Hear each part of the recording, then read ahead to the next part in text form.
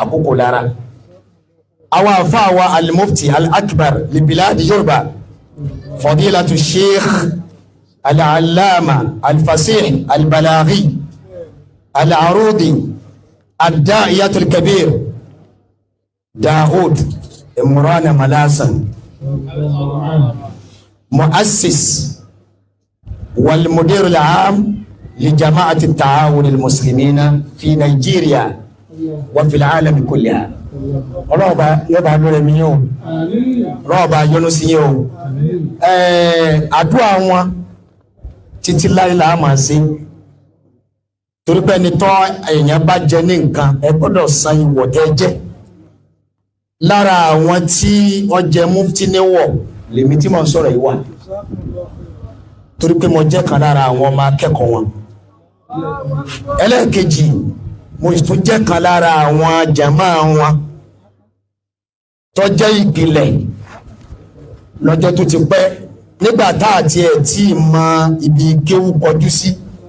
àìmọ̀ bóòlà ṣe dáwà ara wọn láti kọ́ bí wọ́n ṣe dáwà àbí àwọn àgbà ọlọ́run wá ní ọ̀kan lára àwọn ọmọ wọn tó tún jẹ́ máa kẹ́kọ̀ọ́ wọn ó wá di ọba mo kí epo oríire o mo kí epo oríire o ọlọ́run ti kàyé yẹ kò ní padà lẹ́yìn láíláí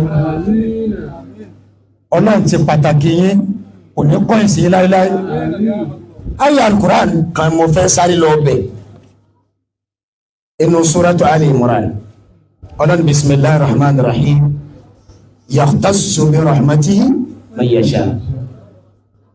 ọlọ́run ni ẹni tó bá wù àwọ ọlọ́run láàmà sí kíni láàmà sàlẹ́sà àmà dalọ́lá wọ́n á ní pé nílé ayé ń bí àti yawmal qiyama wọ́n ní wa dhalika yashmulu al-hidayata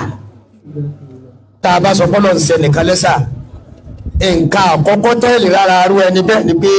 yu'tihi Allahu al-hidaya ọlọ́run ó fún ní ìtọ́sọ́nà àwọn mufti wa ìtọ́sọ́nà ọlọ́run bẹ pẹ̀lú wọn láti ọjọ́ tó ti pẹ́ wal ilma lára ń tọ́lọ̀ fi sáyẹ̀ lẹ́sà yóò fún ní kíni o ìmà bẹ́ẹ̀ bá ń sọ nípa ìmà pẹ̀lú ògo ọlọ́run àwọn mufti wa ìmà ni wọn bákan náà wat tawfiqa ìmà finise kò ń gẹ́ ó ṣe pé téèyàn ọmọ àṣẹ yóò máa bá mu lágbára lọ́wọ́ ọlọ́run ìtí ò ní bá mu ọlọ́run ní jẹ́ ṣe bákan náà wal maghfira irú ẹni bẹ́ẹ̀ ọlọ́run ní a máa ṣàmójúkúrò fún wa ghayriha minan ni'ami ad-diniyya wa dunyawiyya àtàwọn orí míì lára àwọn orílẹ̀ ayé àti tẹ̀sìn ọlọ́run kó orí ayé lẹ́yìn mufti wa lọ́wọ́ ọ̀wá wọn àwá sílò wọ́n wá ń lò sí di ẹ̀sìn orí ayé wọn ń já sẹ́sìn tàlìkì àmọ́ náà tún ṣe kí ni o tó ń já sóre abáyé dúpẹ́ lọ́dọ̀ ọlọ́run jamiya ta'awun al-muslimin laysat jama'iyatan kagayriha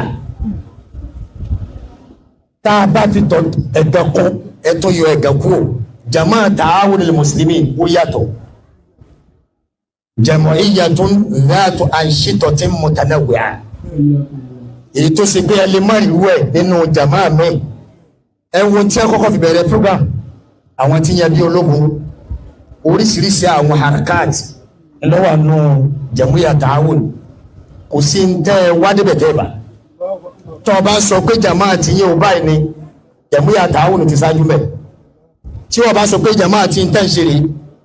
ọ máa wà òkọ́sẹ̀ lára ta'awun ni so ta'awun al-muslimin wọ́n jẹ́ jama kan tó ṣe pé yóò máa kọ́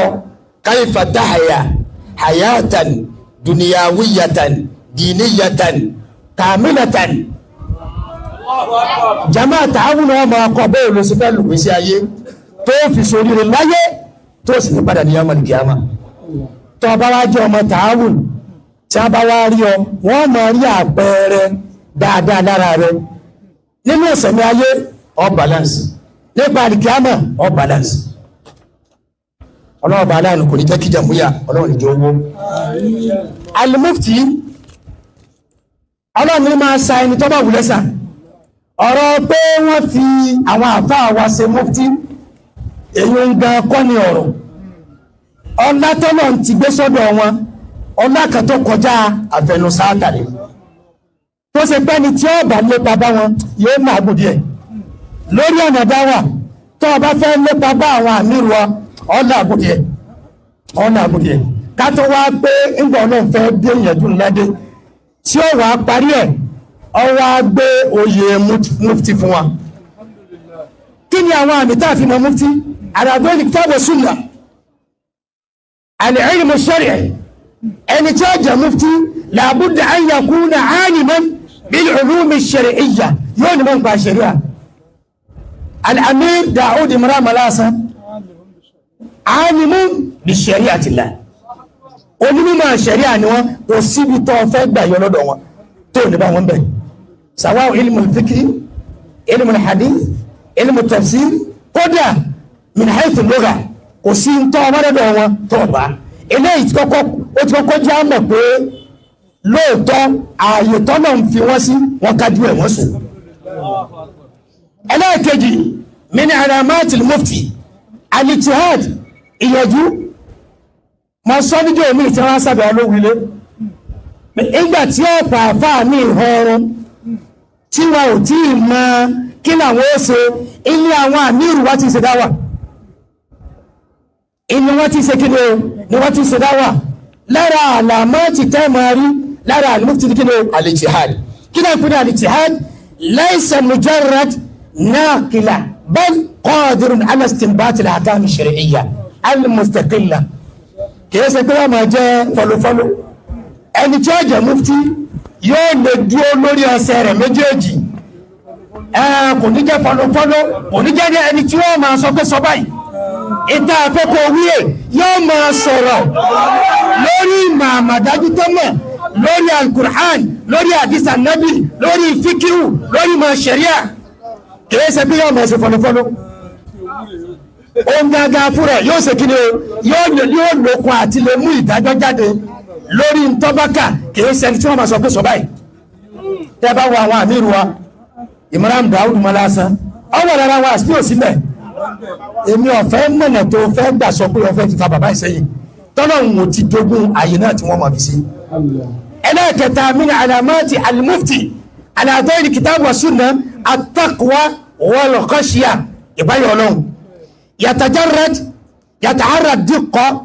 diqqata fi fatawahu wa yakhafu Allaha fi isdariha wa an la yaqula ala Allahi wa rasulihi ghayra ilm. ẹni tá a pè mufti kò ní sọ̀rọ̀ kan àfikọ́ bá ń tí Kùránì sọmú kò ní sọ kankan àfikọ́ bá ń tàbí sànẹ́bì sọmú kò ní sọ kankan àfitán nẹ́bì sọmú kò ní sọ kankan àfitán sàábẹ́ sọmú kò ní sọ kankan tí ó takò àwọn alùsùnà wal jamaa tẹ́gbẹ́ kí ni ìtànpé ní Islam thabata ala al-kitab wa sunnah bẹ́ẹ̀ ni a bá ń pèrè mùsùlùmí yóò gbọ́ lórí kí ni al-kitab wa sunnah ẹni tá a pè mufti gbogbo tí ó máa mú wa kò gbọ́dọ̀ tako al-Qur'an bẹ́ẹ̀ ni ò ní tako sunna nabi kò sì ní tako ijma'ul ulama bẹ́ẹ̀ ni ò ní tako ọ̀rọ̀ àwọn sahaba al-kiram gbogbo àwọn nǹkan yìí wọ́n wà lára àwọn mufti àbí òsì lára mufti wa alhamdulillah. ẹlẹ́ẹ̀kẹrin al-qudra ala tarjih lidhalika tó pé yamtalik ala muqaranati al-adilla wa tarjih ar-rajih ẹni tẹ́ pé mufti yóò ní àǹfààní lásìkò láti mú ìdájọ́ ẹ̀sẹ̀ kan wá kó fi kan wé kan kó sì mú ọ̀rọ̀ èyí tí ó gbọ́dọ̀ bá jọra wọn kó sì fa kòmó òkú rẹ̀ jáde gbogbo àwọn nǹkan yìí ìmọ̀ ni ọgbọ́n ni òye ni làákàyè ni agbára ni nítẹ̀mí nítara ní ti àlàáfíà ọlọ́run jogún ẹ̀ fún àwọn àmírù Daud Imran Malasa àti àsìkò ibi ọlọ́run lóyìn yìí ọlọ́run lóyìn yìí ẹni ọlọ́run bá sì pè ọmọ aráyé kan ò lè kọ̀pé rẹ̀ ọba tó pè yín kò ní kọ̀pé yín láíláí ọba tó ní kẹ́ ẹ máa jẹ́ nǹkan kò ní padà lẹ́yìn yín ẹ wà lu àyè náà pẹ́